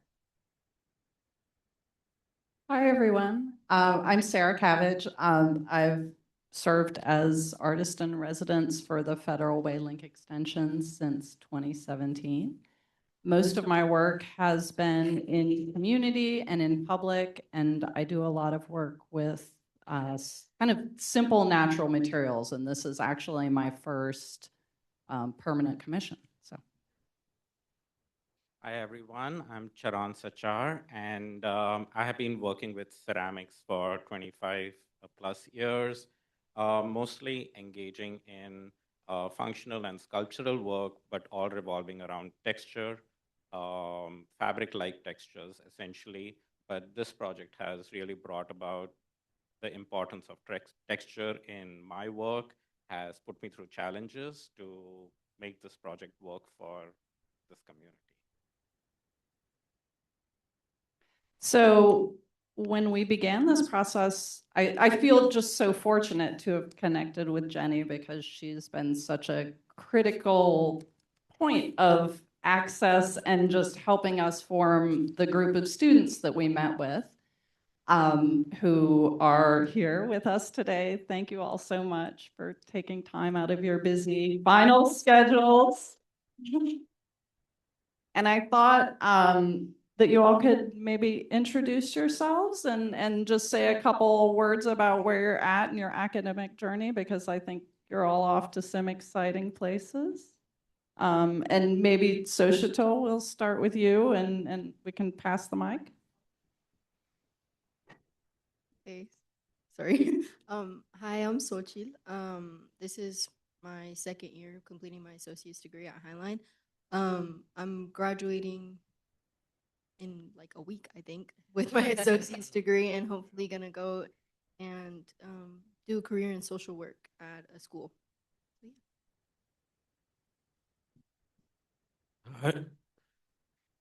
Hi, my name is Jonathan Brahan. I'm pursuing my BAS degree in human services, and I'm going to be graduating next year. And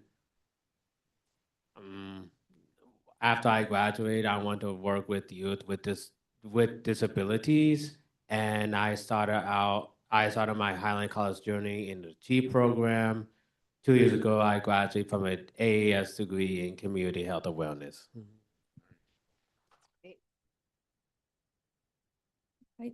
Hi, my name is Lauren, and I think I started my second year this winter, and I'm going to graduate at the end of next winter quarter. And I'm currently getting a general AA transferable. The goal is to transfer to UW-Tacoma and get my bachelor's in special education, and then hopefully go to law school for special education law.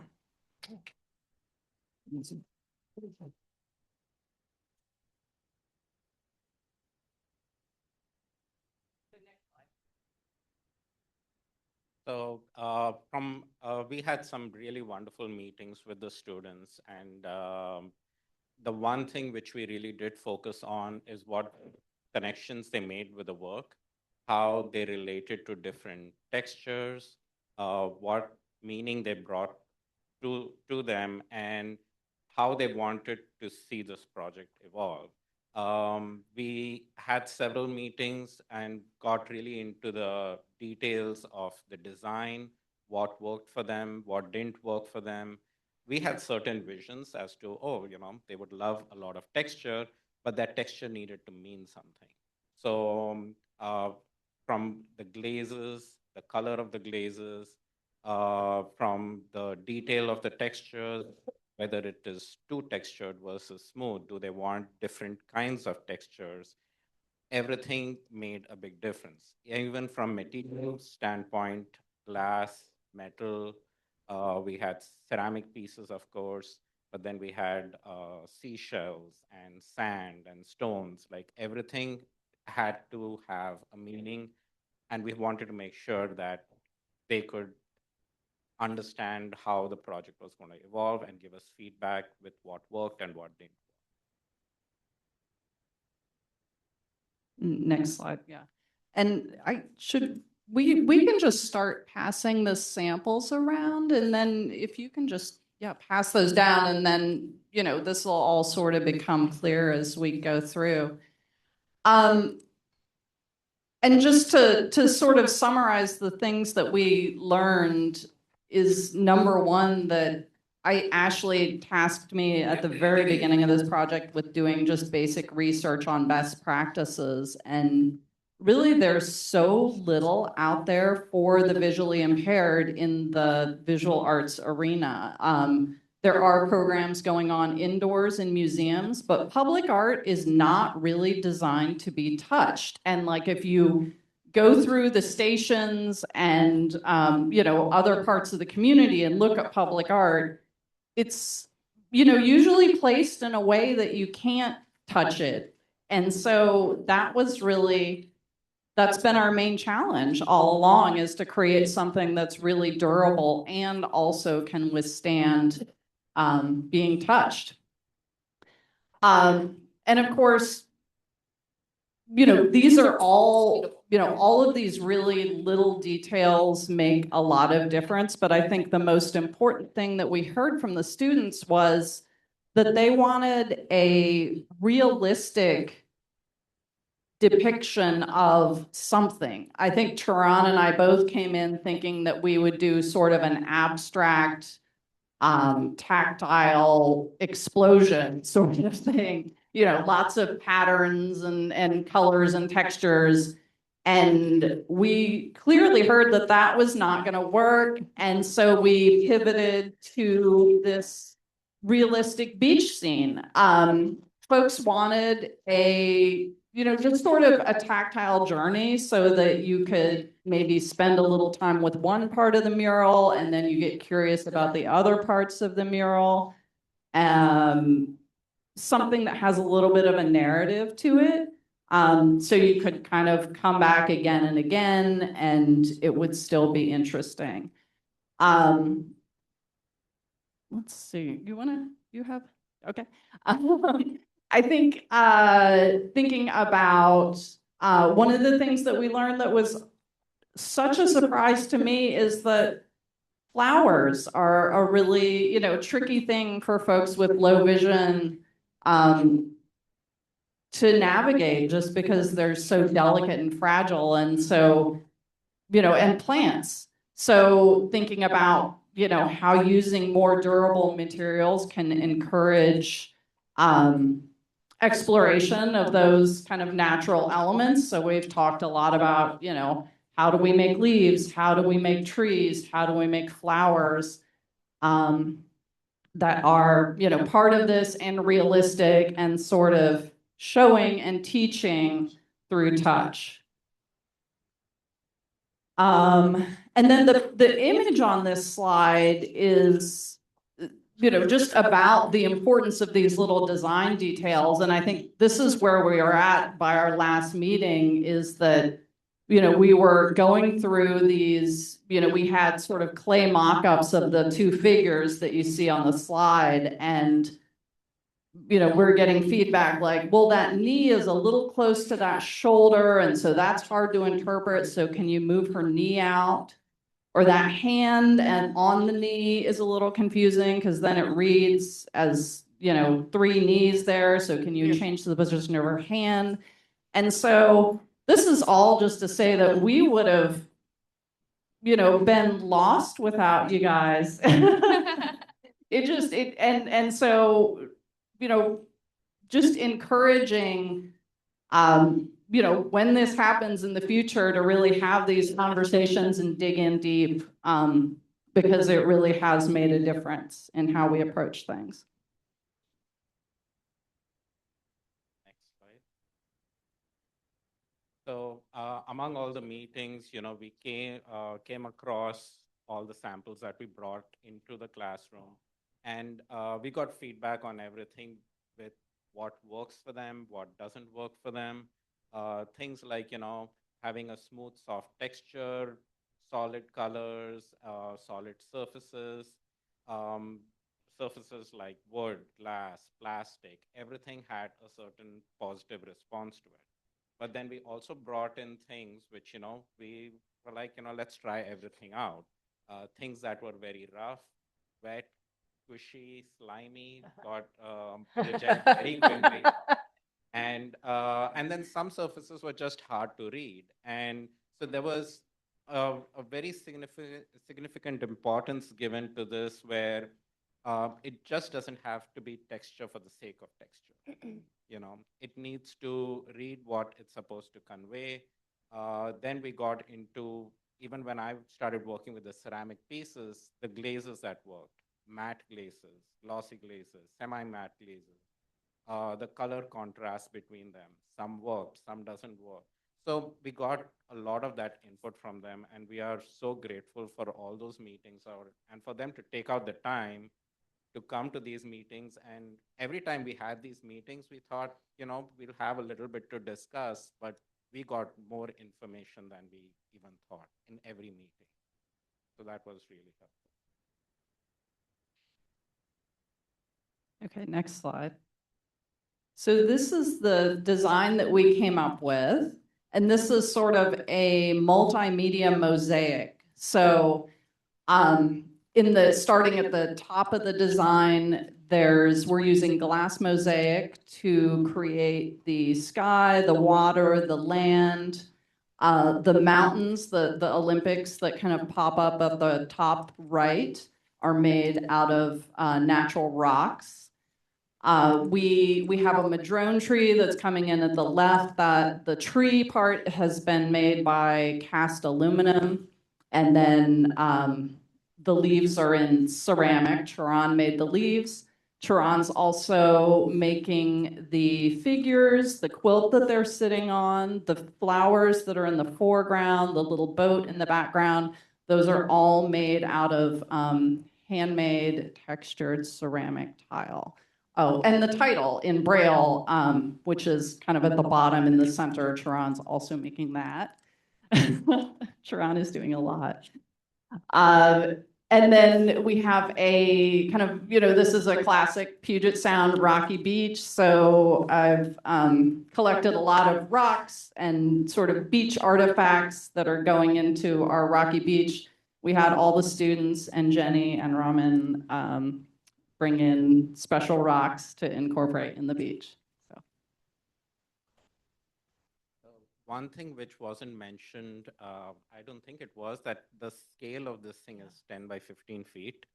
So it's pretty big. So the samples that you're seeing, at least for the ceramic pieces, were small samples that we created to get their input. This was another challenge for me, where my kiln is not that big. So now the pictures that you're seeing right now are things to scale. The figure there, I think, is around 3 feet. Yeah, they are life size. So this is the progress so far. You can see the quilt pieces, each one being handmade. Texture of the stitches was important. The color contrast in the tiles, the texture of the hair, the cable sweater this figure is wearing, the endless number of leaves that Sarah keep requesting me to make. At first, I made 125, and she's like, these would be more than enough. And I think I made close to 500 by because it's like you start putting them on the mosaic and you realize that, oh, it needs more, it needs more, it needs more. So yeah, that's the progress so far. We can move to the next slide, where you'll see some of the glazed pieces. So the quilt section of the mosaic is completely done. You saw some of the samples that were passed around with the quilt as well. The shoe, the legs, they have been completely glazed and fired, creating that texture of denim, corduroy was very essential for me from the samples, from the feedback we got from the students. Had to create something which was dynamic and, really spoke to the piece. So most of the ceramic work is closed. The second figure is still being worked on. And the flowers, the braille, all of that is still being worked on. But most of the leaves are done, hopefully. So I've been working on sort of all the surrounding parts that are not the figures since January. And so if you look at the two larger images, you can see the natural rock mountains, the all the glass mosaic work. We're using some really beautiful sort of iridescent glass, which doesn't show up in this picture very well, but I think in the natural daylight under the transit station, it's going to really pop and sort of sparkle. The images in the middle, sort of top to bottom, there's some rocks, different colored rocks that I've foraged and then sliced up on a tile saw, and those were what became the mountains. And then the two images below are just the aluminum madrone, which we actually cast an actual branch of a madrone and then colored it to look like sort of the peeling bark. So lots of work to get that kind of bark texture and look and feel of that tree. Okay, so and then this is starting to look like the top row of the mural. And you can see all those leaves that Sharon slaved away on. Coming into the top section of the panels. So we're getting close. We are in the final stretch, and we're hoping that installation is going to be around the last half of August. So into the summer. And then I think at some point, Sound Transit's going to do some sort of dedication for all of the work, all of the artwork at these stations, right? So hopefully you all hear about that. Does anyone have any questions or comments? I have one question. How tall is it? Yes. So that's actually a good question, because this top row of panels, we sort of designated a touch zone. The top row of the panels is kind of out of the touch zone. Okay. And then it's the lower panels that are really the focus for the tactile work. Thanks for the clarification, because I was wondering about that, how far up. Thank you. Any other questions, thoughts? Any questions? I was just curious, is there going to be Highline written anywhere on here? On the mural itself? Or anywhere near it, saying who, the artists are? I think you guys have been doing interpretive panels. Yeah, we typically include an interpretive panel or signage to accompany the artwork, and we'd be happy to acknowledge, especially given the unique collaboration that we did with the accessibility students, to acknowledge them on that panel, so that it's very clear to anyone who gets to experience the artwork how it was created and what the collaboration looked like.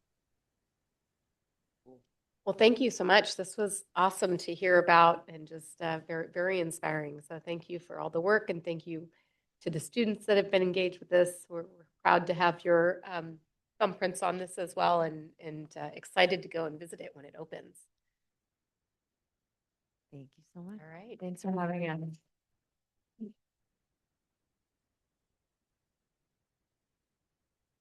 Okay, we are going to move into our area reports. We'll start with academic affairs. Thank you, Board Dr. Chair. Kanu. Thank you, Achieve. Thank you, everyone. That was beautiful. Just wanted to say thank you to the board for Jacob, newly tenured. Congratulations, Katie and Janine, moving forward. Thank you, faculty, for all your hard work during finals week. Hopefully you can hear this in the ether keep on. I look forward to seeing folks on June 18. And then lastly, congratulations to our graduates of class of 2026. And then our retiree colleagues from Academic Affairs, Bruce Lamb, Michael Gervin, Samad Shakur, and Clifton Cooper. Congratulations. Thank you. We'll go on to Equity, Diversity, and Transformation. Dr. Menez. Thank you, Chair Swenson and Board of Trustees. I'm gonna just let my report be as it stands. Thank you. Human Resources. Melanie, still there? Hi. Okay, there Yep, you are. yep, I'm here. Hello. I will let my report stand as is. Just one thing that I failed to put on here is that tomorrow will be the vote for the potential of an additional union at Highline. I'm happy to answer any questions if there are surrounding that, and that we are actively in our bargaining sessions with WPEA, as you heard earlier today. So lots of stuff going on in human resources. Thank you. Thank you. Administrative Services, Dr. Pham. Yeah, good morning. And I'm actually going to be long today, unlike my colleagues, since everybody's sitting the time. So thank you, Dr. Jimenez.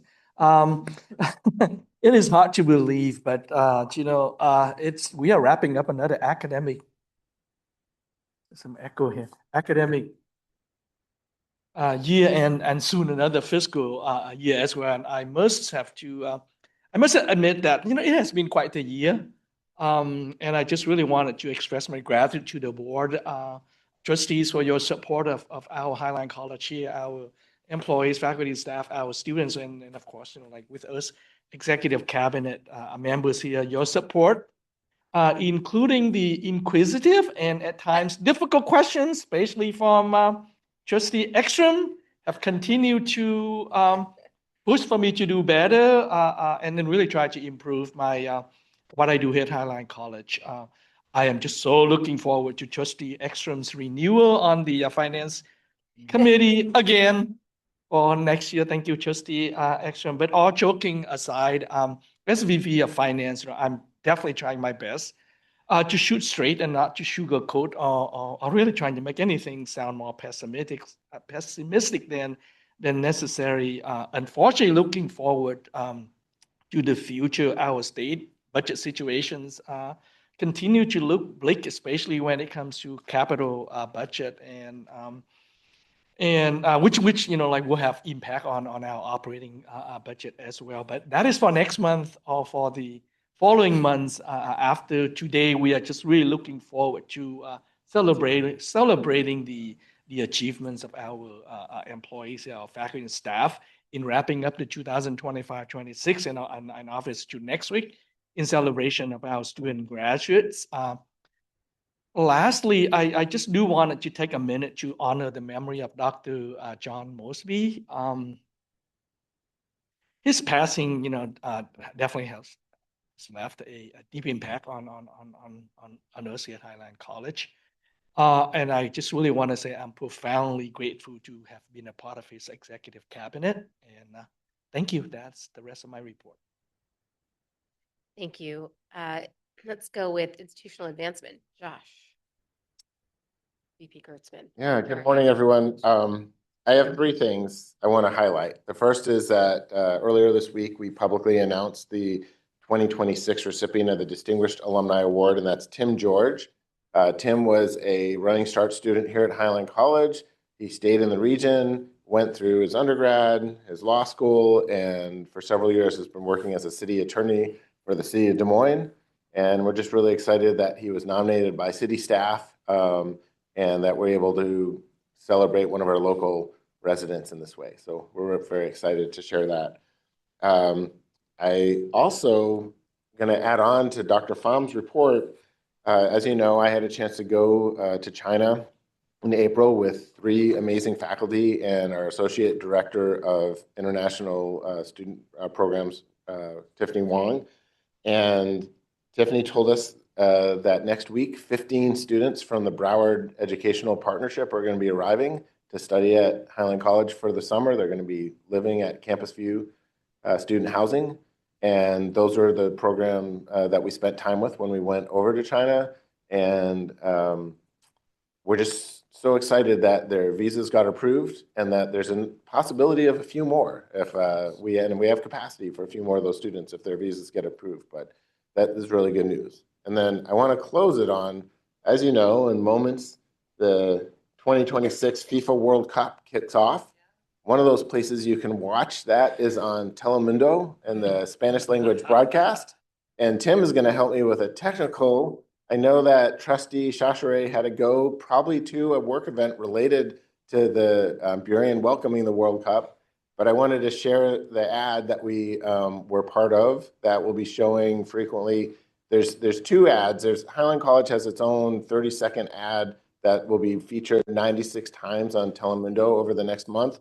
And then this, Our City, Our Moment, and it looks like Tim has it queued up. So let's see if the sound works. De la Cordillera Olímpica al Monte Rainier. Este lugar sabe cómo estar en la altura del momento. Mientras la ciudad se une, estamos orgullosos de ser parte de este recorrido. Recibir a la gente es parte de quienes somos. El futuro es más fuerte cuando diferentes culturas y comunidades se unen. Esta es nuestra ciudad. Este es nuestro momento. Sé parte de ello en Cairo7.com/connect to the cup. Yay!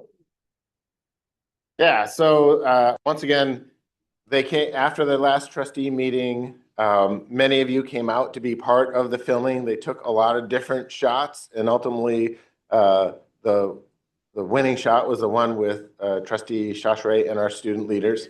Don't worry, though, we're going to try to get access to that other footage and use it in creative ways. I just want to give a shout out to Sharon Vale for introducing us to our account rep from Cairo and Telemundo, and to our communications and marketing team for helping do such great work to get our name out there in new and creative spaces. So thanks for allowing us to share. That was really cool. We'll be looking for that. I'll have to just watch it with subtitles so I can see our commercial as often as possible. Okay, let's go with information technology services. Tim. Thank you. I'm mostly going to let my report stand. I want to call out to the trustees who I'm sure read everything in detail. The strategic planning section where it calls out the priorities that have been identified for the next year. It's a little bit of a shift from the previous year, but focusing on student retention, on completions, on student funding, and on infrastructure and safety. Those feel like broad categories, but one of the things that Strategic Planning Council will be working on going forward is making sure we're clearly documenting the work that is happening across the college to advance those strategies. Thank you. Excellent, thank you. And last but not least, student services, Tony Garcia. All right, good morning. Before I let my report stand, I do want to add on and update some of these numbers. Enrollment is up, which is a good thing compared to many of our colleges across the state. We are one of the few that enrollment keeps growing. Unfortunately, it creates another problem where our graduation and commencement numbers have increased as well. So now we're at 900 students that have signed up for commencement for next week. That's great.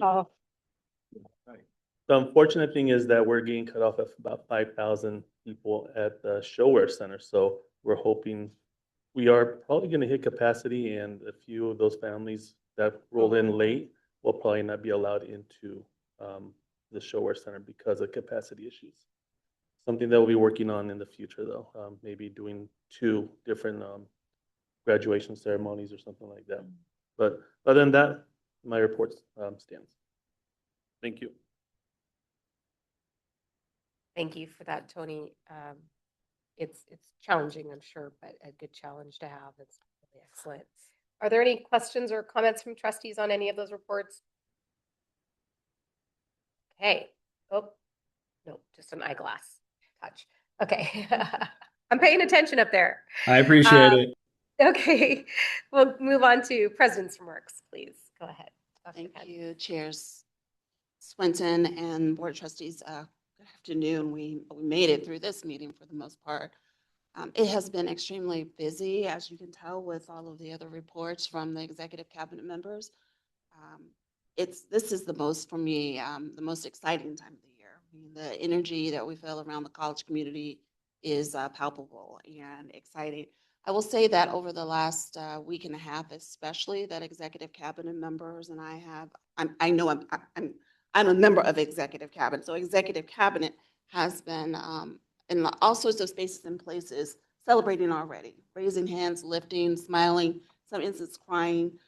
This week alone, there was the Achieve graduation. It was amazing, the capstone projects and the students, their families, quite amazing. We have this week had, you guys will have to remind me,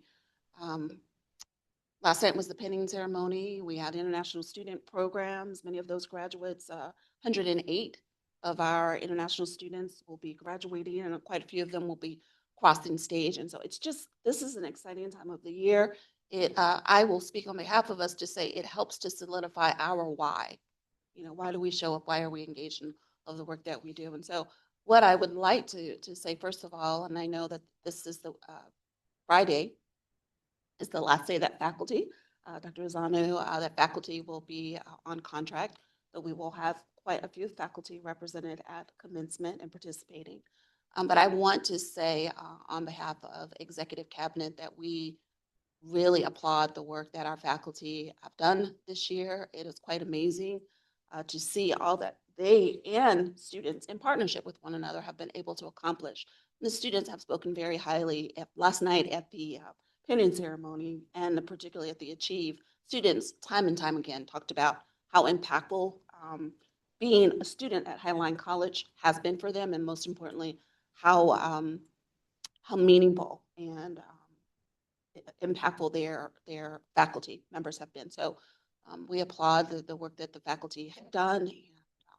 For those of you who will not be with us through the summer, we won't see you until the fall.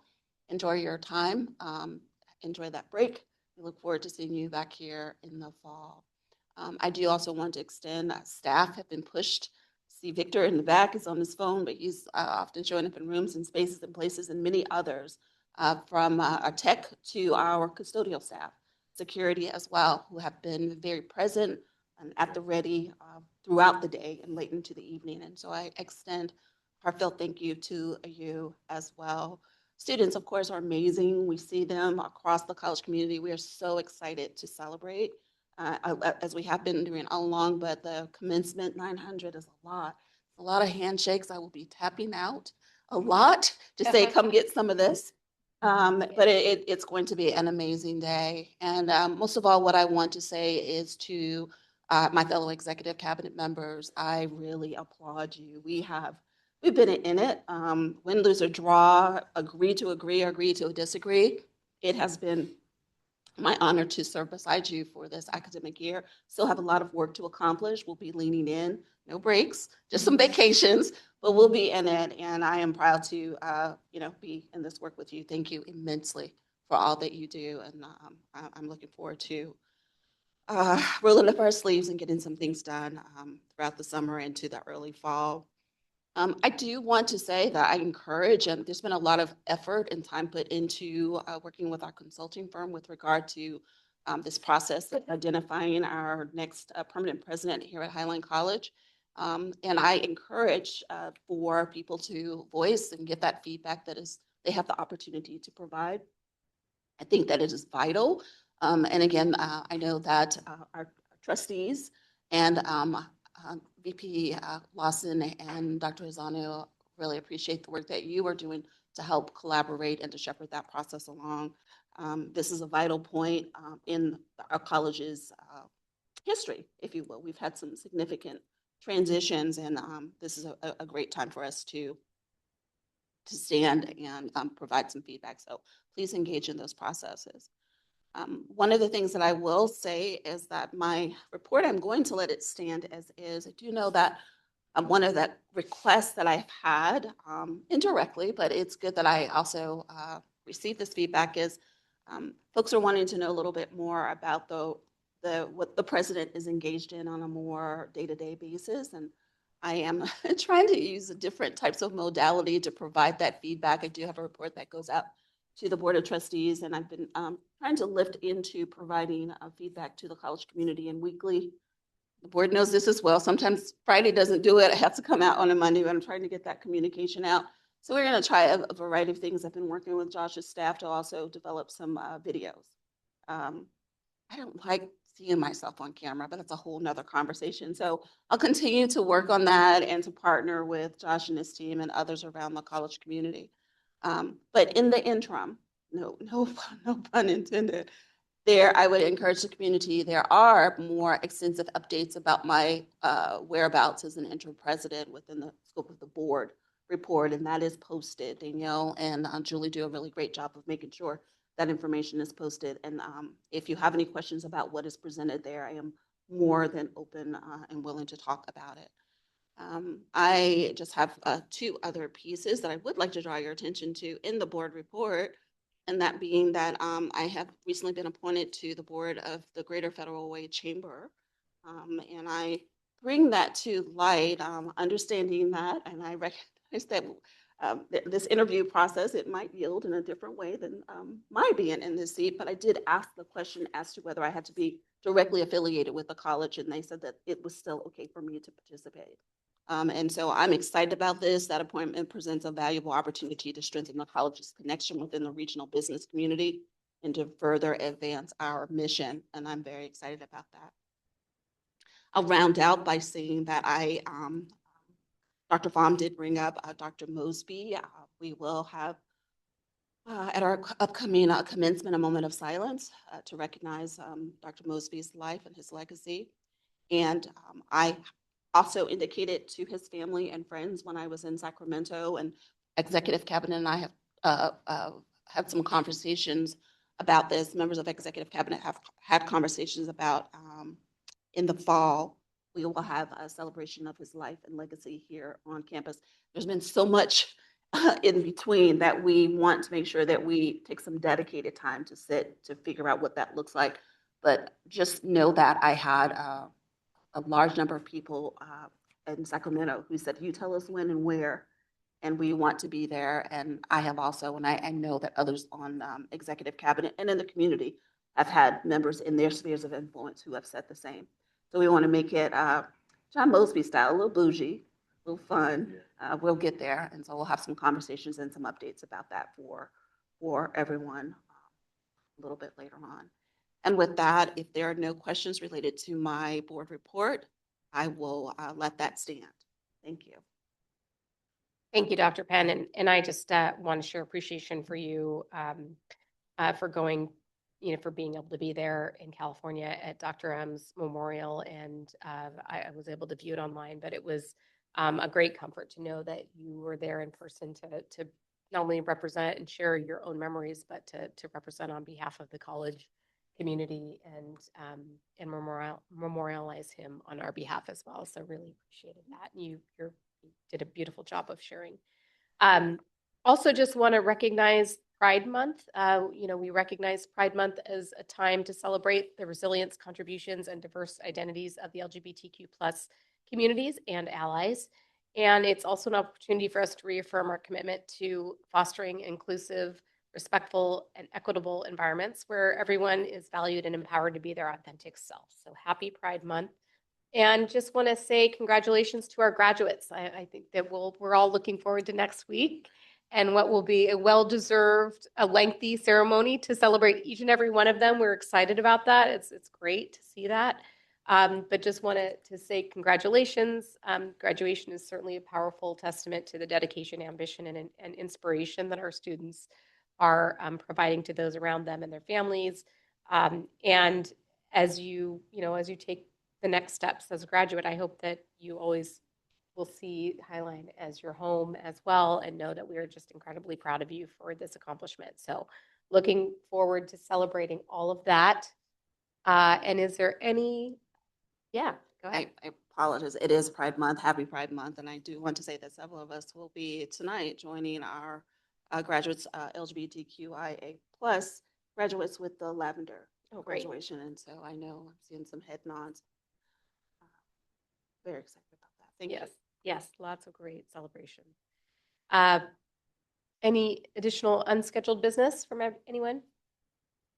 Okay, well then we will go ahead and bring the meeting to a close. The meeting is adjourned. Thank you.